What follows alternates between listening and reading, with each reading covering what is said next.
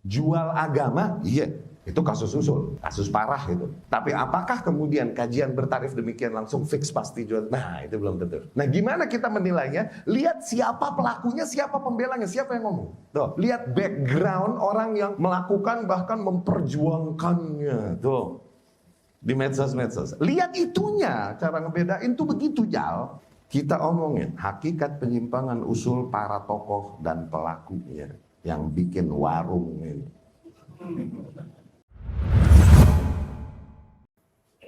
Di antara para pelaku yang memperjuangkannya, ada yang sampai taraf kemunafikan bahkan kezindikan, seperti si banci dari Gunung Kidul, yang jelas terang-terang telah menghinakan nas hadis Rasulullah sallallahu alaihi wasallam hanya demi mengejar syahwat dan keinginan berpolitiknya. Dia yang demi berkampanye membela dan menjilat paslon yang diperjuangkannya, berani menggunakan dan memelintir hadis Nabi sallallahu alaihi wasallam demi kepentingan politik kampanye. Dia yang berkata bahwa 02 rakaat sebelum subuh lebih baik daripada dunia dan segala isinya. Na'udzubillah, thumma na'udzubillah. Ikut serta aktif dalam politik praktis sampai berkampanye demikian bahkan adalah sesuatu yang telah melanggar usul dan konsep manhaj Ahlus Sunnah.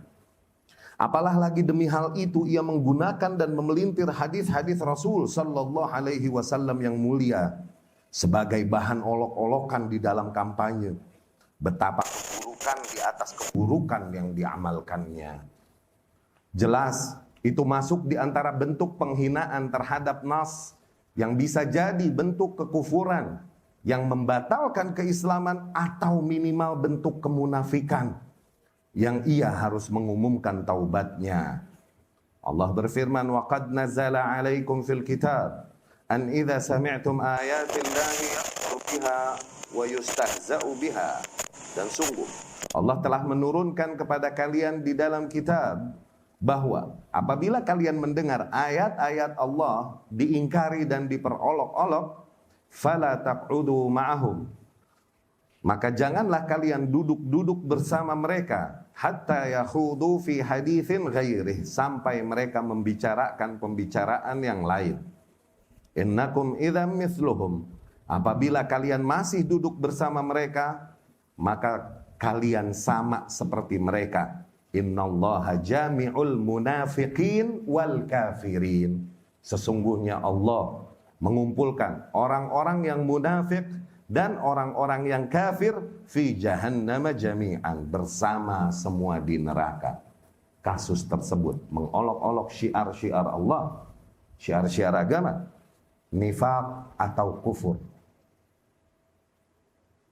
Ya. Namun ternyata kembali gencar berkampanye di tahun-tahun politik berikutnya. Tidaklah dia menampakkan taubatnya. Apakah kita beri dia uzur kejahilan? Sementara dia adalah seorang yang menempatkan diri sebagai ahli ilmu yang memiliki channel dakwah remesok dan membuka konsultasi agama. Bahkan seringkali mengiklankan tentang perhelatan kajian berbayarnya dan membanggakannya. Apakah orang dengan ilmu selevel demikian kita berikan uzur kejahilan atas sesuatu yang begitu mendasar demikian?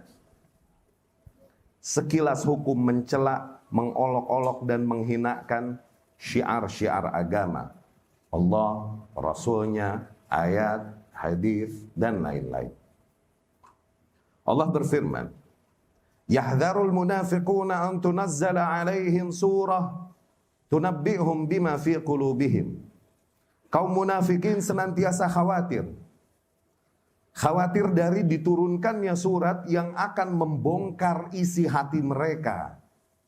Qul istahzi'u, katakan pada mereka wahai Muhammad, teruslah kalian mengolok-olok.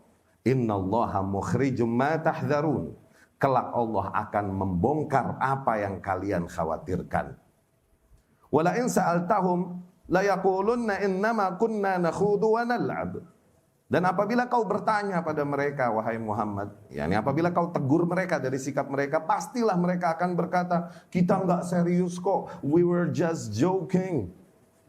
Innama kunna nakhudu wa nal'ab, kita bercanda doang kok, ngocol-ngocolan.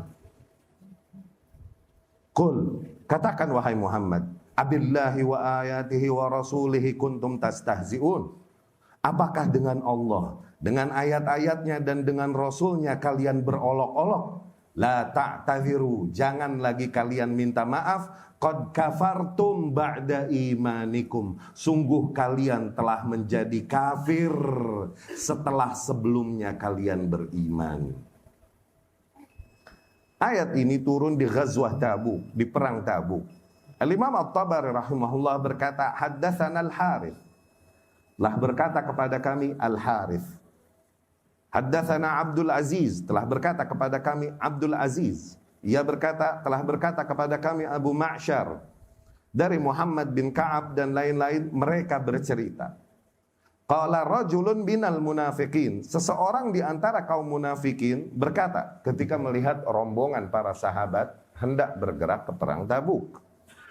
Ma ara qurra'ana haula, yani ma ra'ayna mithla qurra'ina illa arghab butunan wa akdzabuna alsinah wa ajbaduna 'indal liqa. Sungguh tidaklah aku menilai mereka, yakni para sahabat yang hendak pergi ke perang Tabuk ini, para qori-qori tersebut, kecuali orang-orang yang perutnya pada buncit, lidahnya paling banyak berdusta, dan paling pengecut ketika terjadi peperangan. Farufi'a dzalika ila Rasulillah sallallahu alaihi wasallam. Maka ucapannya tersebut pun diadukan oleh seorang sahabat kepada Rasul sallallahu alaihi wasallam. Seorang sahabat yang mendengarnya berkata, la wallah walakinnaka munafiq. Tapi engkau adalah orang munafik. Demi Allah aku akan adukan pada Rasul sallallahu alaihi wasallam. Diadukanlah kepada Rasul sallallahu alaihi wasallam dan orang itu pun ketakutan. Ia mengejar Rasul sallallahu alaihi wasallam wa qad irtahala wa raqiba naqatah. Namun Rasul sallallahu alaihi wasallam telah menaiki untanya dan siap berangkat. Faqal, orang tersebut, yakni munafik tersebut berkata, ya Rasulullah sallallahu alaihi wasallam, sambil menahan kaki dan tali onta Rasul sallallahu alaihi wasallam. Innama kunna nakhudu wa nal'ab. Benar ternyata yang Allah katakan, mereka akan berkata innama kunna nakhudu wa nal'ab. We were just joking. We were just kidding. Oke? Allah udah turunkan ayat itu duluan. Beneran nih orang berkata hal yang sama, redaksinya sama. Innama kunna, kita cuman main-main doang kok. Kita cuman ledek-ledekan, gak serius doang kok. Gitu. Fakal, Allah pun turunkan lagi ayat, abillahi wa ayatihi wa rasulihi kuntum tastahzi'un.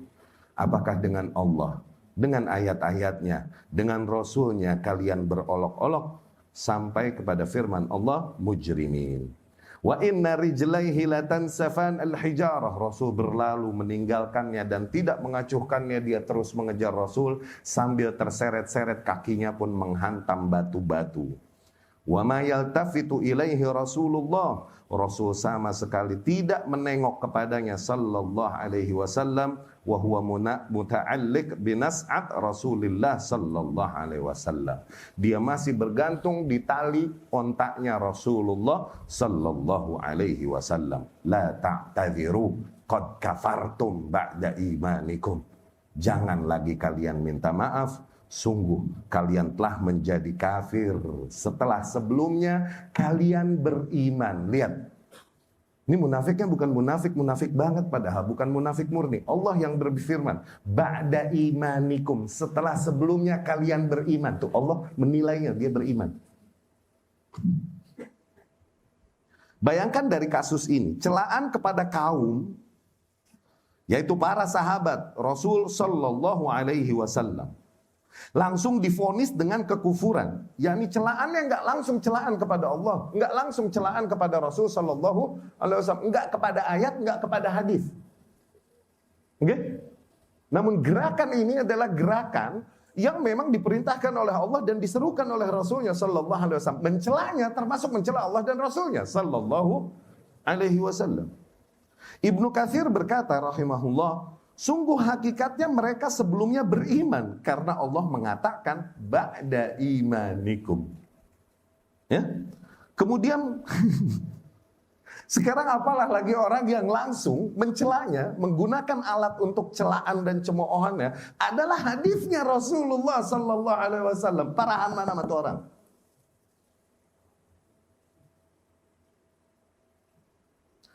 Kemudian di musim pemilu lagi berikutnya, datang dai lain, penyeru kepada pemilu dan kampanye juga yang mengikuti sunnah si banci Gunung Kidul tersebut. Dengan menggunakan ayat Allah mereka berkampanye, apabila tidak bisa adil 2, 3, 4 maka pilih 1. La haula wala quwwata. Itu ayat itu. Wa in khiftum alla tuqsitu fil yatama fankihu ma taba lakum minan nisa mathna wa thulatha wa in khiftum alla ta'dilu fa wahidatan. Ayat itu. Lihat. Dikhawatirkan sikap demikian termasuk di antara bentuk penghinaan kepada Allah dan Rasulnya sallallahu alaihi wasallam. Dengan menghinakan ayat atau hadisnya, menjadikan bahan untuk olok-olokan dalam praktik kampanye pesta demokrasi yang dasarnya di dalam Islam juga adalah bentuk kekufuran.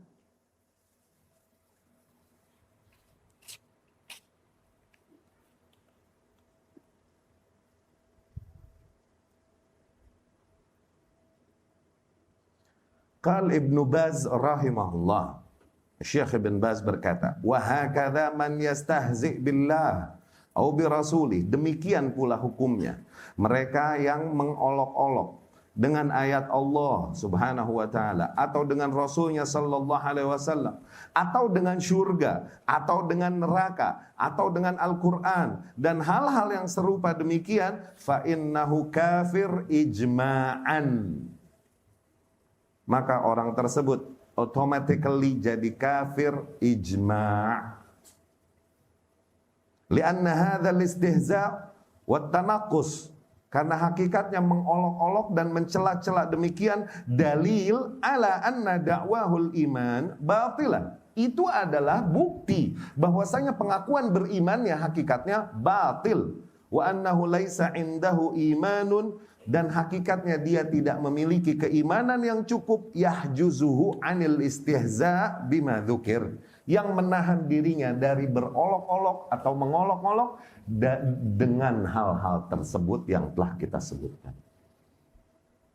Qala Syekhul Islam Ibnu Taimiyah rahimahullah, man sabban nabiyya sallallahu alaihi wasallam. Ibnu Taimiyah rahimahullah berkata, Syekhul Islam, barang siapa yang mencela Nabi sallallahu alaihi wasallam min muslim atau kafir, baik dia muslim atau kafir, fa innahu yajibu qatluh, maka wajib untuk dibunuh. Hadza madhhab alaihi amat ahli ilm. Ini adalah madhab seluruh ahli ilmu. Tapi penguasa, awas, jangan lu bawa pisau dapur. Penguasa udah, kalau udah urusan begitu penguasa. Ibnul Munzir Al-Hafidh rahimahullah berkata, ajma' awam ahli ilm, para umumnya ahli ilmu bersepakat ala anna hadda man sabban nabiyya sallallahu alaihi wasallam al-qatlu, bahwasanya hadd bagi mereka yang meledek Nabi sallallahu alaihi wasallam adalah bunuh. Wa mimman qala, dan termasuk yang mengucapkannya Malik, yakni Ibnu Anas al-Imam, Al-Laits, yani Ibnu Sa'ad rahimahullah, Masriyin, wa Ahmad, yani Ibnu Hanbal, wa Ishaq, yani Ibnu Rahuyah, wa huwa madhhabus Syafi'i, dan itu madhab al-Imam Asy-Syafi'i. Wa haka Abu Bakar Al-Farisi ijma' al-muslimin. Abu Bakar Al-Farisi mengkisahkan ijma'nya kaum muslimin ala anna hadda man sabban nabiyya sallallahu alaihi wasallam al-qatlu, bahwasanya had bagi mereka yang meledek Nabi sallallahu alaihi wasallam adalah al-qatlu. Wa hadzal ijma' alladhi haka mahmul ala ijma' as-sadril awal min as-sahabah wat tabi'in. Dan ijma' demikian diarahkan kepada ijma' generasi awal dari golongan sahabat dan tabi'in. Ini bukan ijma' orang-orang kesini nih, ijma' salaf awal. Ya. Terus terang kami berdoa dan berharap semoga mereka masih mendapatkan uzur di hadapan Allah Subhanahu wa taala. Aminuni. Semoga mereka masih mendapatkan uzur. Namun perlu diketahui, bagaimanapun praktek tersebut adalah di antara bentuk kekurang ajaran besar di dalam agama. Ya. Syekh Ibn Utsaimin rahimahullah di dalam Fatawa Nur 'ala Darb berkata, al-istihza, tadi perkataan para athar para salaf tadi, lihat di kitab As-Sarim Al-Maslul ala Syatimir Rasul, banyak dimuat di situ sama Ibnu Taimiyah rahimahullah. Kitab Sarim Al-Maslul ala Syatimir Rasul, ya. Syekh Utsaimin berkata, al-istihza bidinillah, mengolok-olok dengan agama Allah, au sabdinillah, atau mencela-cela agama Allah, au sabballaha wa rasulah, atau meledek-ledek Allah dan Rasulnya, awil istihza bihima, atau mengolok-olok dengan keduanya, kufrun mukhrijun anil millah. Itu adalah bentuk kekufuran yang membatalkan keislaman. Nawakid. Wa ma'dzalik fa inna hunak majalan litaubah minhu. Tapi bagaimanapun terdapat peluang untuk bertaubat baginya. Itu diambil dari firman Allah Subhanahu wa taala, "Qul ya ibadiyalladzina asrafu ala anfusihim." Katakanlah, wahai hamba-hambaku yang telah berbuat keterlaluan ke atas diri mereka, la taqnatu mir rahmatillah. Janganlah kalian putus asa dari rahmat Allah. Innallaha yaghfirudz dzunuba jami'a. Sesungguhnya Allah mengampuni seluruh dosa. Innahu huwal ghafurur rahim. Sesungguhnya ia zat yang maha pengampun lagi maha penyayang. Ya? Fa idza tabal insan min ayyi riddah, maka apabila seseorang bertaubat dari bentuk riddah, yakni kasus-kasus yang bikin murtad, nawakid. Apabila seseorang bertaubat dari riddah, taubah nasuha, dengan taubat nasuha, istaufat syurutat taubah, dan memenuhi syarat-syarat taubat, fa innallaha ta'ala yaqbalu taubatah, maka semoga Allah menerima taubatnya. Juga di antara pelaku yang buka warung demikian, pelaku awal dan pembuat sunnah, kajian berbayar demikian, jualan agama demikian, yang sering menjadi pemateri dulu, masih sampai sekarang di kajian-kajian jet set, di hotel-hotel mewah, dengan tarif berjuta-juta bahkan belasan juta, yang diselenggarakan oleh IO jahil, hadahumullah, semoga Allah beri hidayah mereka. Seorang doktor fikih dari Jember, si Abul Fitan, bapaknya fitnah, yang terkenal sepak terjangnya dalam kampanye politik dan seringnya mencela-cela para penguasa. Namanya Ipin.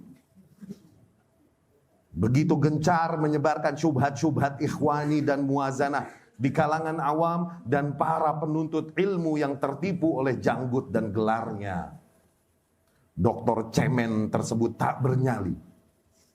Seringkali menghindari pembahasan-pembahasan ilmiah dan hanya lari kepada status-status medsos, satir, dan olokan-olokan tak berbobot yang seorang muslim awam pun malu untuk melakukannya.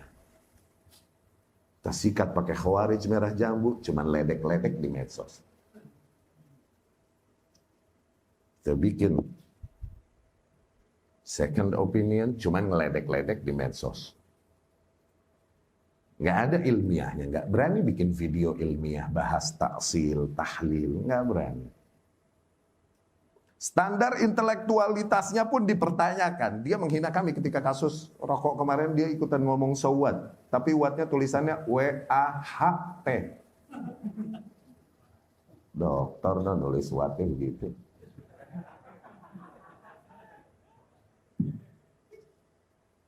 Dokter no.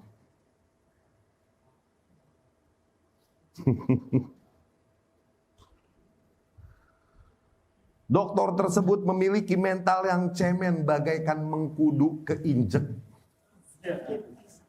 Setiap kali selesai musim pemilu, semua status-statusnya yang membicarakan, menyelebek penguasa dan lain-lain. Setiap kali selesai musim pemilu, dia hapus status-status tahun kemarin. Selalu begitu. Udah Ipin diem deh lu Pin, main di got Pin. Cemen, segitu doang dokter lu, cemen lu.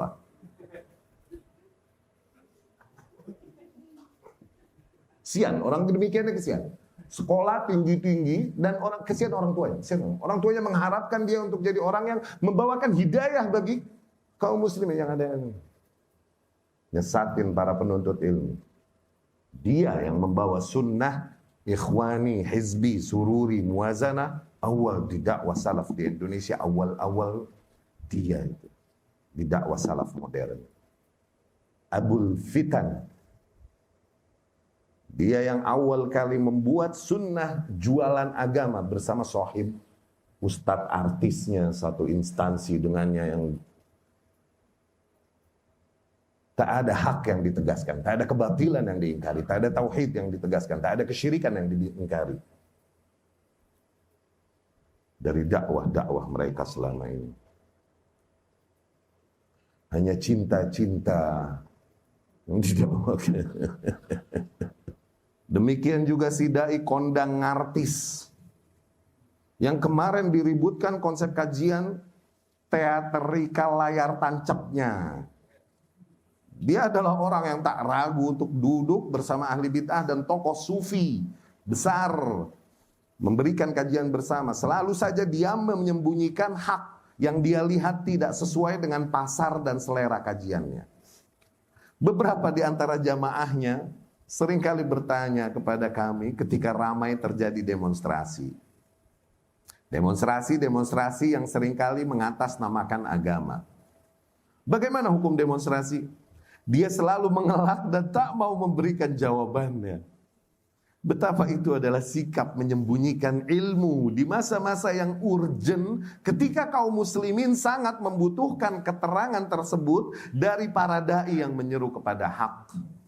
Dan sikap menjilat selera pasar dengan hujah maslahat dakwah. Selalu demikian hujah, maslahat dakwah. Maslahat wathan yu'bad. Maslahat seringkali menjadi berhala yang disembah. Oleh siapa? Oleh para maslahiyun. Oleh para kaum yang gak punya madhab, gak punya manhaj. Madhab dan manhajnya maslahat. Jadi anything asal maslahat. Jadi maslahat selalu menjadi wathanun yu'bad. Berhala yang disembah. Pelakunya juga diantaranya dai yang sangat dikenal dengan penyimpangannya sejak awal. Dia bersama wahdah hakikatnya, namun menampakkan dan menjual diri seolah-olah dia bersama sunnah dan ahlinya. Tak ragu untuk bermanis-manis duduk, bahkan berfoto-foto dengan tokoh-tokoh dari jamaah tabligh, Hizbut Tahrir, liberal, dan lain-lain. Bahkan memuji dan membenarkan gerakan-gerakan seperti FPI dan lain-lain. Para artis dari dunia selebriti pun begitu menggemari kajian-kajiannya yang tentunya sangat sesuai dengan selera mereka. Tak ada akidah dan sunnah yang ditegaskan. Tak ada penyimpangan yang diingkari. Tak ada syubhat dan kebatilan yang diperingatkannya dari para kaum muslimin. Ya, seringkali menjual nama-nama ibadah, kepedulian sosial untuk membangun keuntungan-keuntungan duniawinya. Ya. Nah, si banci Gunung Kidul tadi mulai ngejilat-jilat nih dai, diajak ngisi acara bareng. Kenapa ngajak dia? Oh iya, karena awam dan pasar akan sangat banyak kalau dia yang datang.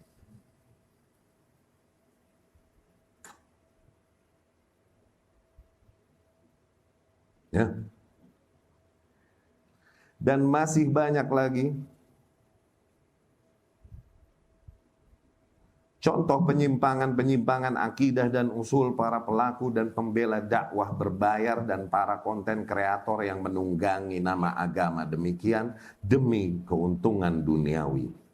Fudail ibn Iyad berkata rahimahullah, "Man jalas ma' sahib bid'ah fahdharu minhu." Barang siapa yang dia duduk-duduk bersama pelaku bid'ah, bersama ahli bid'ah, maka berhati-hatilah darinya. Wa man jalasa ma'a sahibi bid'ah lam yu'tal hikmah. Dan barang siapa yang duduk-duduk bersama seorang ahli bid'ah, maka tak akan dibukakan pintu hikmah baginya. Wa uhib an yakuna baini wa baina sahib bid'ah hisnun min hadid. Betapa aku mendambakan agar dijadikan antara aku dan para ahli bid'ah benteng yang terbuat dari besi. Wala tusallimu ala ahli al-ahwa. Dan janganlah kalian mengucapkan salam kalian kepada para ahli ahwa. Wala tujalisuhum. Jangan kalian duduk-duduk bersama mereka. Fa innahum yasuddun 'anil haq.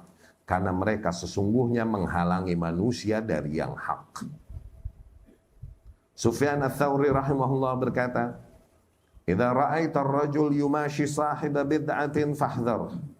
Apabila kau melihat seseorang dia berjalan bersama seorang ahli bid'ah, maka berhati-hatilah darinya. Wa idza ra'aita ar-rajul yudafi' an sahib bid'ah fattahimhu 'ala al-islam. Apabila kau melihat seseorang membela pelaku bid'ah, maka celaklah keislamannya. Wa idza ra'aita ar-rajul yabtadi' fid din fa'lam annahu sahib hawa. Dan apabila kau melihat seseorang mulai membuat hal-hal baru di dalam agama, maka ketahuilah bahwa ia pengekor hawa nafsu. Wa idza ra'aita ar-rajul yuhibbu ahlal ahwa. Dan apabila kalian melihat seseorang mencintai ahli hawa, fa'lam annahu sahib bid'ah. Maka hakikatnya dia adalah pengekor bid'ah. Ya. Lihatlah kekeliruan penerapan dan dakwah keislaman yang mereka bawakan. Giliran kasus rokok kemarin yang emang fix ijtihadiyah. Dan toh sandarannya masih sains yang masih terus berkembang dan dinamis, berubah-ubah. Bukan nas-nas yang sharih dan dalil yang qat'i. Mereka meleduk, kebakaran, kaget, reaktif. Tapi giliran mencela dan mengolok-olok dengan ayat atau hadis Nabi Sallallahu Alaihi Wasallam atau pelanggaran pada usul-usul Islam, begitu ringan dan enteng di lidah mereka dan pena mereka untuk melakukannya, seolah tak ada norma yang dilanggar sama sekali. Ya, by the way, Anda nyiapin second opinion kedua. Yang masih mau ngomong, mau ikut nebeng tenar, terus deh. Ayo, gue masih nyari dalil yang memuaskan, masih belum dapat. Dan keep professional, stick di ilmiah. Jangan masuk ke ranah personal. Masuk ke personal, gue balas personal, lihat. Masuk ke personal, gue balas personal. Oke? Data-data di kita nggak sedikit. Oke? Yang masih mau ngomong tentang masalah rokok ini itu, ayo, masih gue tungguin, baru 2 bulan. Ana nungguin satu orang, tuh dokter fikih, pinter tuh orang. Dia tahu alur istidlal seharusnya dia tahu. Cuman dia diem situ nggak mau ngomong. Ada tuh dokter fikih, itu pinter. Kita masih hormati ilmunya itu. Dia pinter itu. Dia nggak mau ngomong situ. Yang lain ngomongnya ngalur, istidlalnya kacau kemana-mana, lari-lari, nggak ngerti istidlal itu, nggak ngerti irama istidlal yang seharusnya, irama berehtijaj yang seharusnya. Ayo, Anda siapin second opinion kedua. Yang masih mau ngomong, cepetan, gue tungguin, ya. Kita ini fix perokok, pakai celana pendek, pakai jeans, kaosan, pakai topi, pakai celana pendek juga, tukang mancing, demen majlas. Mungkin dikenal selengean. Kita bukan enggak rapih-rapih amat, tapi emang kagak rapih sama sekali. Tapi wallah, Hati nurani dan moral kita menolak untuk menjual ilmu dengan kajian-kajian bertarif demikian. Demi Allah. Hati dan moral kita menolak untuk menyembunyikan yang hak ketika nggak sesuai dengan selera pasar dan ketika harus melawan arus. Nggak sudi. Kalaupun terjadi yang terjadi pada kami dari ombak dan teror yang ada. Mereka orang-orang yang sangat saleh, tampak sangat bertakwa dan wara, Masya Allah. Rapih, baik pakaiannya maupun tutur kata dan perangainya. Tapi yang mereka lakukan di luar nalar dan logika standar yang wajar. Berani mereka membenarkan, bahkan memperjualbelikan dakwah kepada Allah dengan harga-harga duniawi demikian. Juga menyembunyikan ilmu yang telah mereka ketahui dari para ahli ilmu ketika tidak sesuai dengan selera pasar. Kemudian tentang para dai tersebut. Lihatlah di dalam keseluruhan materi-materi kajian mereka. Adakah nilai-nilai akidah dan manhaj yang mereka tegaskan? Adakah nilai-nilai penyimpangan yang berani mereka ingkari? Yang disampaikan di dalam materi-materi kajian mereka hanyalah nilai-nilai umum yang telah menjadi kesepakatan toh antara kita dan ahli bid'ah. Nilai-nilai adab, tazkiyatun nufus, atau mungkin nilai-nilai fikih muamalah, halal, haram, paling banter riba. Ya betul, itu nilai-nilai mulia juga dan penting di dalam Islam. Tapi kita sama-sama tahu apa yang paling mendasar dan harus lebih diprioritaskan di dalam dakwah kita. Sebagaimana yang dicontohkan oleh praktik berdakwah Rasulullah Sallallahu Alaihi Wasallam dan para salaf dari zaman ke zaman yang bukan di sini tempat penguraiannya. Dan lihatlah kebiasaan tahrif para orang-orang yang menyimpang tersebut. Lihat kebiasaan mereka ini sunnatul Yahud. Tahrif, menyimpangkan, itu sunnah Yahudi. Syuf. Okay? Allah Subhanahu wa taala berfirman, "Qulu hittah naghfir lakum khatayakum." Sama orang-orang Yahudi dipalingkan, ditahrif. Oke, sama ahlul kitab. Jadi qulu hintah ditambahin nun. Supaya sesuai dengan hawa nafsu mereka. Oke? Sunnah Yahudi ini diikutilah memalingkan perkataan ini. Yuharrifuna al-kalima an mawadhi'ihi. Menyimpangkan, memalingkan perkataan dan ucapan dari tempat seharusnya. Diikuti sama orang Jahmiyah, Mu'tazilah. Allah bilang, "Innallaha 'alal 'arsy istawa." Dia tambahin lam jadi istaula. Ini yang datang ke akidah wasitiyah, paham ini? Oke? Wa jaa amru rabbika. Dia bilang begitu. Padahal wa jaa rabbuka.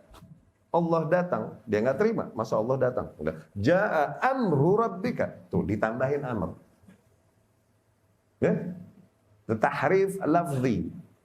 Penyimpangan yang sifatnya di lafaz. Ada penyimpangan yang sifatnya di makna. Yad. Ketika dikata yadullah, tangannya Allah, enggak terima dia. Masa Allah punya tangan? Kudrah. Kayak gitu. Rahmat, masa Allah punya rahmat? Katanya. Rasa kasihan dan mencintai. Masa Allah punya itu? Rahmat nih iradatul in'am, kehendak untuk memberi nikmat. Kayak gitu. Itu sunnah Yahudi hakikatnya, diikuti oleh para Jahmiyah dan Mu'tazilah. Wallahu a'lam, kok kayak mirip ya? Allah Subhanahu wa ta'ala kayak sejarah ini berulang. Dikatakan oleh para ulama, kalau iya para ulama mengatakan bolehnya pemilu dalam artian apa? Memberikan suara karena akhafut dhararin. Ini dipalingkan, diputer, disampaikan ke awam, boleh kampanye. Boleh ikut politik praktis dan dicontohin lagi. Yuharrifun al-kalima an mawadhi'ih. Faham? Ulama semua bilang boleh ngambil ujroh, boleh nerima diputar, dipelintirin. Boleh buka warung. Beda nggak? Beda nggak? Boleh nerima upah dengan boleh pasang tarif, dua hal yang beda nggak? Nggak perlu jadi S3. Cukup Rahmi Hatta. Bifadlillah. Sama nggak? Tingkahnya sama nggak? Yuharrifun al-kalimah an mawadhi'ih. Ya, berita kayak gimana, disampaikannya kayak gimana.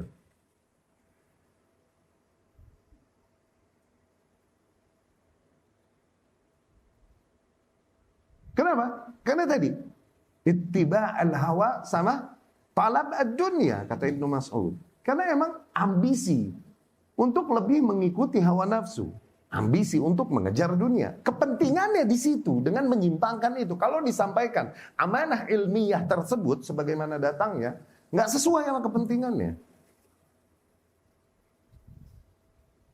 Iya kan? Difatwakan oleh para ulama kebolehan menerima upah. Dipaksakan dan diterjemahkan di lapangan menjadi kebolehan masang tarif. Dan tidak disebutkan juga syarat-syarat yang harusnya disampaikan. Yang harusnya terpenuhi. Nggak disebutin.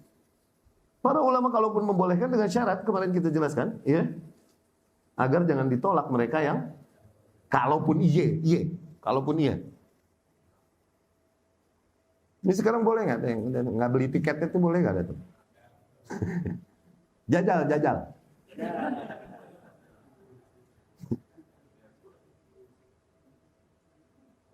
Sebagian ulama membolehkan untuk pemilu dalam artian menyumbang suara karena pertimbangan akhafud dororain. Diterjemahkan dan disampaikan kepada awam menjadi kebolehan untuk ikut aktif dalam politik dan bahkan berkampanye, menyeru yang satu mencela-cela yang lain. Kalau perlu dengan menggunakan ayat-ayat dan hadis-hadis Nabi untuk mengolok-olok yang lain. Tuh. Demikian mereka bukanlah orang-orang yang amanah hakikatnya di dalam menyampaikan ilmu yang mereka dapatkan dari para ulama. Demikian dapat kita lihat di antara para pelaku dan pejuang praktik ini di lapangan. Oke? Apakah kalian melihat bahwa yang sedemikian rupa memang hakikatnya tulus di dalam dakwahnya karena mencintai Allah lillahi ta'ala dan berittiba kepada Rasulnya sallallahu alaihi wasallam? Yang kayak gini? Ya? Apabila memang amalan kita tulus karena mencintai Allah, harusnya kita jujur di dalam beragama dan konsisten mengikuti jalan manhaj dan sunnah Nabi-Nya sallallahu alaihi wasallam. Allah berfirman, "Qul in kuntum tuhibbunallaha fattabi'uni yuhibbukumullah." Katakanlah, apabila memang kalian mencintai Allah, maka ikuti aku, ya, ikuti Muhammad sallallahu alaihi wasallam. Hanya dengan itu Allah akan membalas cinta kalian. Syekh Utsaimin bilang, rahimahullah, ini jadi makas, jadi barometer. Sebesar apa seseorang mencintai Allah, sebesar apa ketulusan seseorang bagi Allah, lihat sebesar apa dia mengikuti manhaj Rasulnya sallallahu alaihi wasallam. Makin kental dia berittiba kepada Rasul sallallahu alaihi wasallam, semakin jujur dan tulus pengakuan cintanya kepada Allah Subhanahu wa taala. Demikian, bukan? Makin jauh dia dari usul manhaj Rasul sallallahu alaihi wasallam, makin dusta pengakuan keikhlasan dan ketulusannya pada Allah Subhanahu wa ta'ala. Ya. Dan hakikatnya mereka yang menyimpang dari usul sunnah, tidaklah mereka inginkan dari perjuangannya kecuali nikmat-nikmat duniawi dan harta. Demikian psikologi ahli bid'ah, terutama kelompok khawarij, telah dibongkar oleh para salafus saleh. Di antaranya Ibnu Umar radhiyallahu anhu. Ibnu Umar ini ketika zaman para masyarakat lagi mengeluh dan mencela-cela Utsman bin Affan karena hoax yang dibikin sama gerakan Sabaiyah ini, gerakan yang merusak nama Utsman dan memprovokasi masyarakat untuk membenci Utsman. Utsman udah sebisa mungkin menjelaskan dan memberikan keterangan dan lain-lain, tapi masih juga pada gedek sama Utsman. Seseorang berkata kepada Abdullah bin Umar radhiyallahu anhu, Abu Abdurrahman, "Ya Aba Abdurrahman, a'asubbu ala Utsman?" Wahai Abu Abdurrahman, boleh nggak aku cela-cela Utsman? Abdullah bin Umar masih begini juga nih orang, begitu kan? Padahal udah diklarifikasi semuanya, cuman masih begitu juga. Akhirnya Abdullah bin Umar memberikan kesimpulan, innama huwa hadhil amwal. Ente orang nih sebenarnya urusan harta. In a'taakum Utsman raditum. Kalau Utsman bagi kalian, kalian ridha. Wa in mana'akumuhu sakhittum. Apabila Utsman enggak bagi pada kalian, kalian tuh lihat psikologi mereka yang tersimpangkan dari jalan sunnah, hakikatnya ke situ tuh. Ini contohnya Khawarij aja. Atau lebih usul lagi, kita lihat lagi kepada zaman, langsung kepada kasus yang terjadi pada Rasulullah Sallallahu Alaihi Wasallam. Tidakkah kita lihat hadisnya Abu Sa'id Al-Khudri Sahihain di Bukhari dan Muslim, rahimahullah, tentang ketika Ali radhiyallahu anhu datang membawakan emas-emas, perhiasan dan kemudian harta dari para penduduk Yaman diserahkan kepada Rasulullah Sallallahu Alaihi Wasallam. Rasul dengan ijtihadnya membagikan kepada 4 orang. 4 orang ini pembesar kaum yang baru masuk Islam, mu'allaf. Oke? Nah, para sahabat yang udah lama berjuang bersama Rasul SAW malah nggak dibagi. Itu ijtihadnya Rasul. Inni la uti syai'an wa ghairahu ahadan syai'an wa ghairahu ahabbu ilayya minhu. Bisa jadi aku memberi hadiah kepada seseorang padahal yang lain ini lebih aku cintai daripada dia. Akiluhum ila imanin. Cuman apa? Aku udah percaya kekuatan iman dia, yang ini perlu aku biar lebih.